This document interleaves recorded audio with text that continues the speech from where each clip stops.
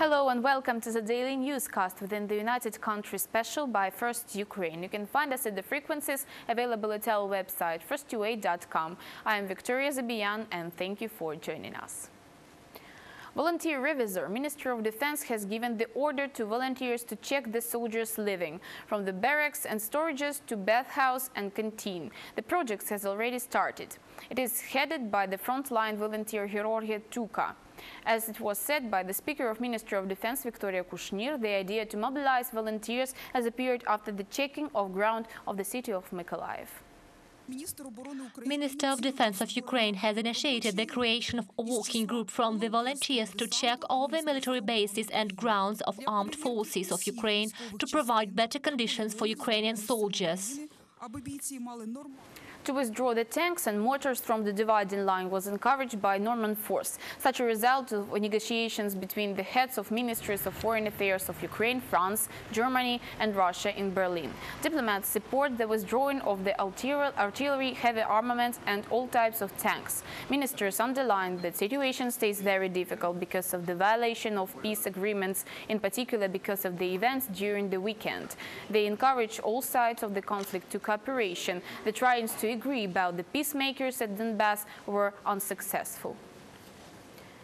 Security Service of Ukraine has detained 11 people involved into the terroristic acts in Kharkiv region. The special operation has been conducted together with the Regional Prosecutor's Office.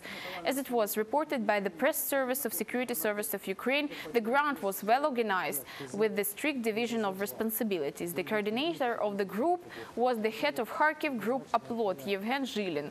All detained people are suspected in shooting of one of the banks in Kharkiv recruitment office. It happened a year ago in the summer. Also, they are probably involved into the explosion near the Office of Volunteer Organization and Rails in February and April this year. The detained people had weapons, in particular mortars, fire guns, mines and explosives.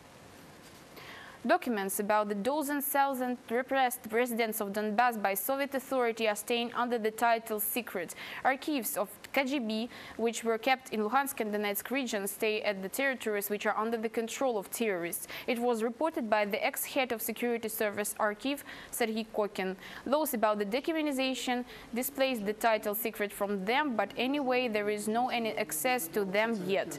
At the same time, Mr. Kokin claims that near 50% of Soviet archives in the previous year had been worked out by Ukrainian scientists. In the building of the next security service, where was the archive, there are cameras for detention for our people. All archive cases have been removed from there, in Lugansk also. There are dozens thousand repressed people. Their cases had already been worked out and put into the national base of repressed people. Russian Deputy Minister of Defense Anatoly Antonov announced the fourth security conference, which will be held in Moscow on the 16th and 17th of April. According to previous data of Russian media, more than 300 delegates from 80 countries are going to visit this event, which will take place at the Hotel Ukraine. At the same time, all international sources claim that majority of military leaders of NATO countries refuse to visit the conference and will be represented only on the level of military attaches. That is why Russian officials stated that a special attention during the events will be paid to such powerful military partners as Greece and Serbia, whose defense ministers agreed to be present. The topic of the conference is the global security challenges and perspectives. Let me recall that among the guests who was invited to the parade dedicated to 9th of May in Russia, only presidents of 19 countries have confirmed their presence officially. In Russian Republic of Khakassia, the Memorial Day for victims of wildfire. There is an emergency state now. The fire has taken the lives of 20 people. The quantity of injured people is near 850. Near 5,000 people are without their houses. Fire covered 40 settlements. The forest is still burning. The fire has dropped from Russia to China. In the autonomous districts in internal Mongolia, several dozens of houses are destroyed. Chinese authority evaluated the losses of 20 million yuan. Russian authority do not count the losses for renewing of the infrastructure yet. Every suffered person will get 10,000 rubles from the federal budget as the compensation of the property, partly or fully according to demands of law. Every person will get 50 or 100,000 rubles. As for medical indexes for the arm to health, from 200 to 400,000 rubles. President of Ukraine Petro Poroshenko fired Alexander Motsik from the position of the ambassador of Ukraine in USA. Mr. Motsik was on this position together with the same in Antigua and Barbuda and in the Republic of Trinidad and Tobago. The appropriate order is on the website of the head of the country. Let me recall that Alexander Motsik was appointed on these positions at 2010-2011 by the ex-president Viktor Yanukovych. She became an artist to save life. An 8-year-old Hanna Rogatina from Mykolaiv draws pictures to save her mother and brother. She sells her works over the internet. All the makes goes to treatment. The story about this little artist is shared by Victoria Lakezina. This is the rabbit. Someone left a basket in the forest. Rabbit ate Pascha and jumped into the basket.